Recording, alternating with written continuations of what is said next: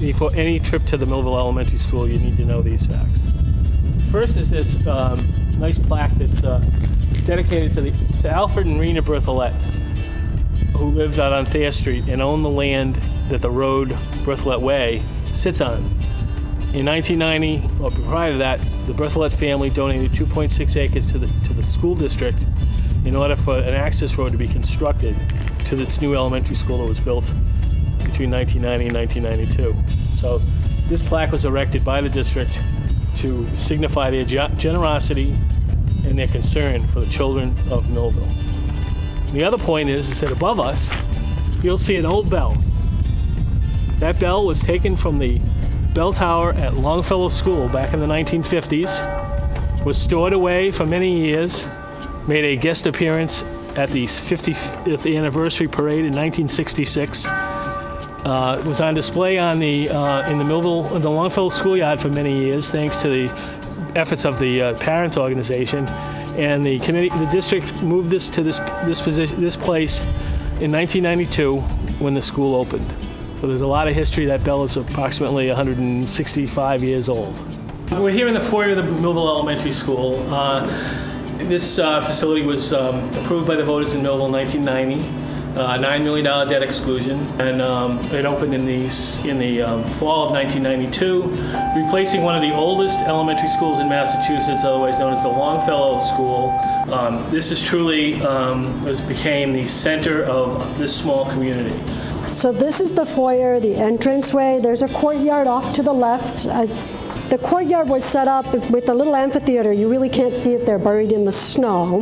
So when the students come in from the building, they enter from this entrance, and they usually line up, and the teachers guide them to different parts of the building where they wait until their classes start in the morning. Down this hallway, we have the music room, so I'll take you there first. Feel free to step in. Music, I'm sure everyone who knows our community, music is our pride and joy. And so starting in kindergarten, the students get music every week up through grade 5. And then in 5th grade, they have the option of starting with band and instruments.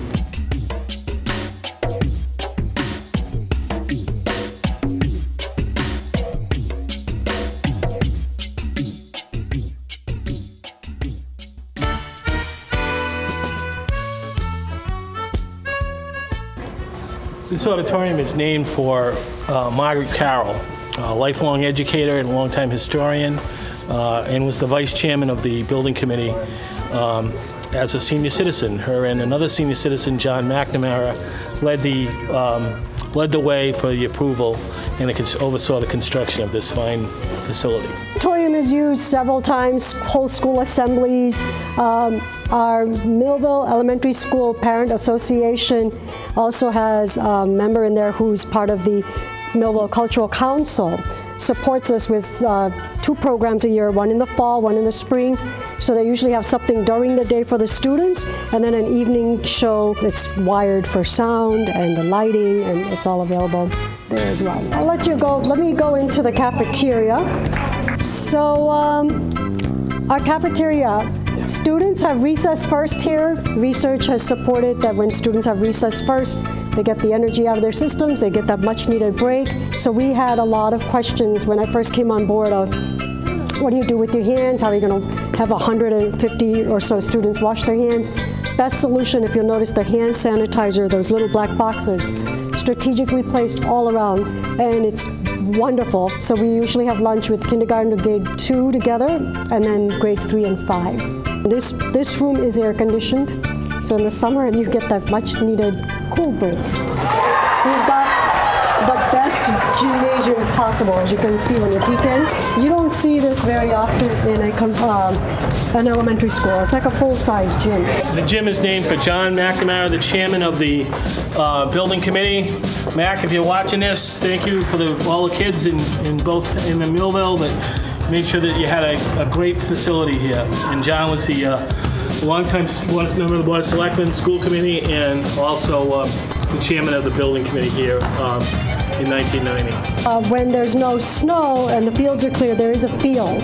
And that field's used also by the town for softball, baseball, and I believe soccer. I'm not sure, don't quote me on that. So the children are able to access the field when it's clear and free and whatnot. Otherwise, it's outside on the hardtop.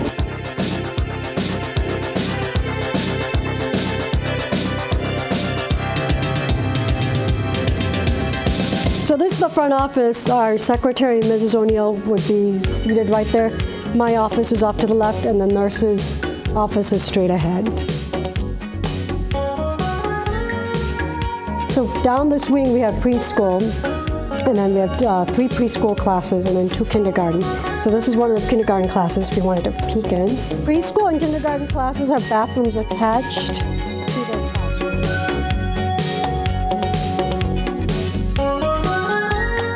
This is a busy time of year. You can see all the hard work they've done. Those are all the words that the children have generated. We showed you smart boards in the other classrooms in Blackstone. This is what our primary classroom looks like, with a short throw projector and a smaller smart board for our smallest students. So kind of built right to the size of the student, gives them an opportunity to interact with the lessons, and it's available in all the classrooms in the district.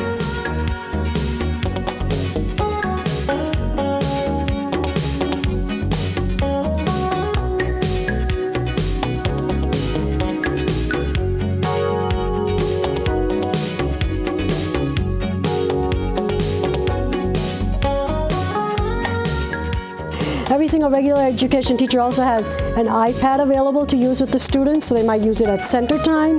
They might use it as part of their instructional. They might use it for partner work. So it's a technology-rich school, certainly.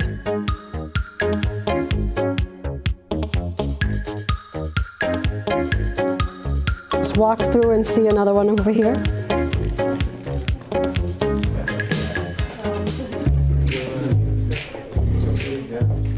For the past couple of years, we've had Mr. Ted Bovey consult from the LEAP program with the preschool staff, which is a social language immersed program. So when you walk into the preschool classes, you'll see different things labeled, like dramatic play.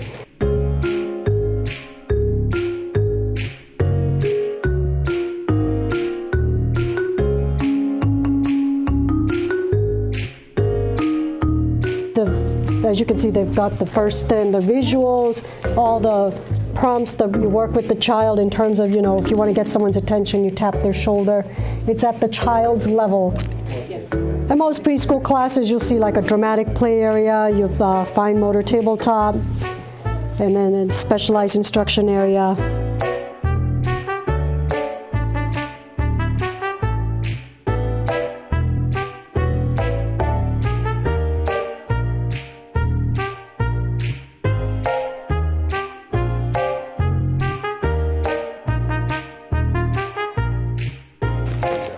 There's the schedule. There's the daily routine with pictorial cues. So you arrive to school, you're arriving, and then you take off your coat. You have manipulatives first thing in the morning, then they have cleanup, and so on and so forth. So the children follow the routines. The teachers verbally tell them, but they also have the visual reminders.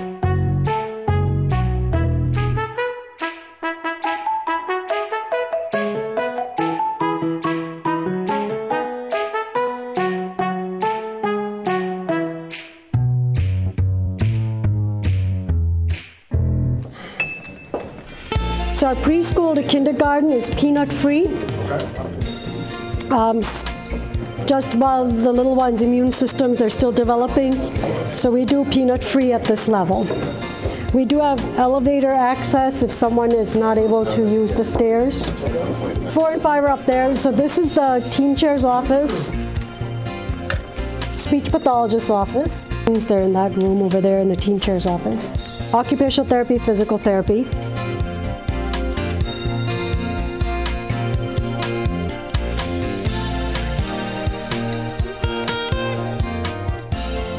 We've got the library over here. The teacher can sit up on the rocking chair for a read aloud, and the students sit down on the stairs. That's great. Students grades K through 5 have library every other week. Great. And we also have a smart board in this library. And every year, MES Tour holds a Scholastic Book Fair, which is wonderful.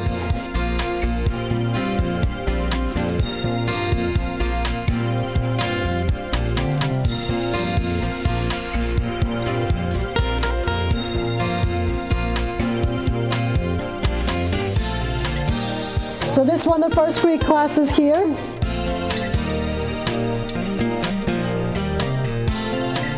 So this room was developed by our occupational therapist and physical therapist. It's called the focus room.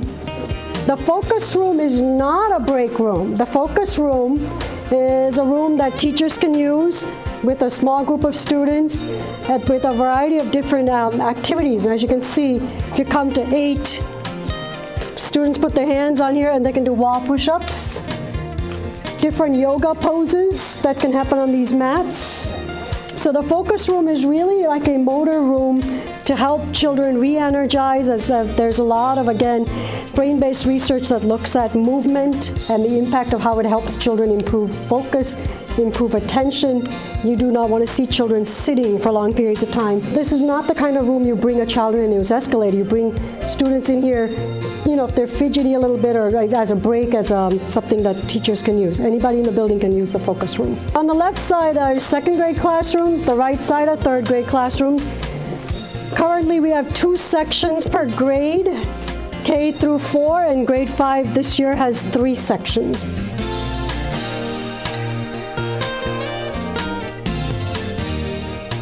So we're going to head on upstairs. Mr. Eisenberg is the physical education and health instructor. So he uses this for the health class. They've been learning about circulatory and respiratory systems.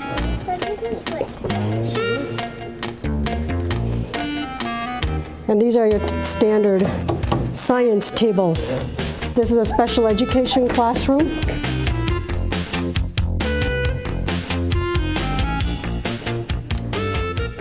This is our biography lesson. They had researched a famous person and then made dioramas. So there's a 4th grade classroom up here. Again, you'll see different teachers have different ways of showing their schedules and their daily routines and classroom expectations.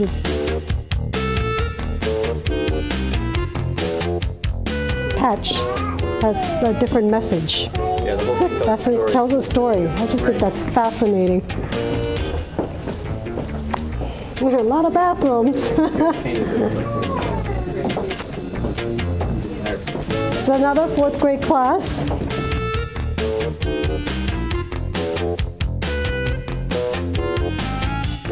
I have 2 5th grade classes on my left, and the technology room is on my right. Again, students get technology every other week, K through 5.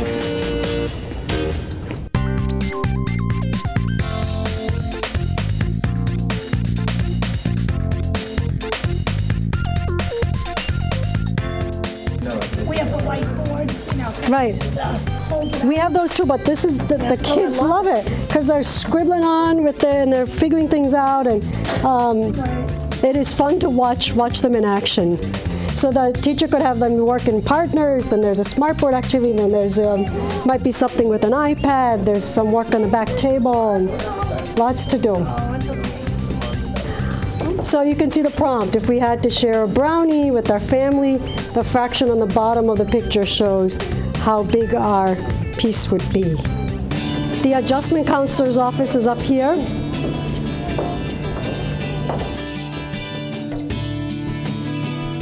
So next year we're only going to have 2 5th grade sections. So this was the added section for this year.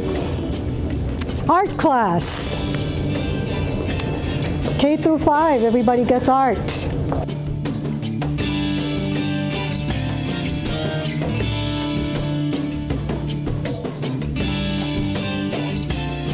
And even she has a smart board, so I noticed frequently, like preschool, kindergarten, she'll have smart board things that you can put up to show pictures and whatnot with the students. We do use for after-school activities. There's scrapbooking that's traditionally held every year, PE Central Challenge held every year. The music teacher holds something every year as well, like a movement music type thing.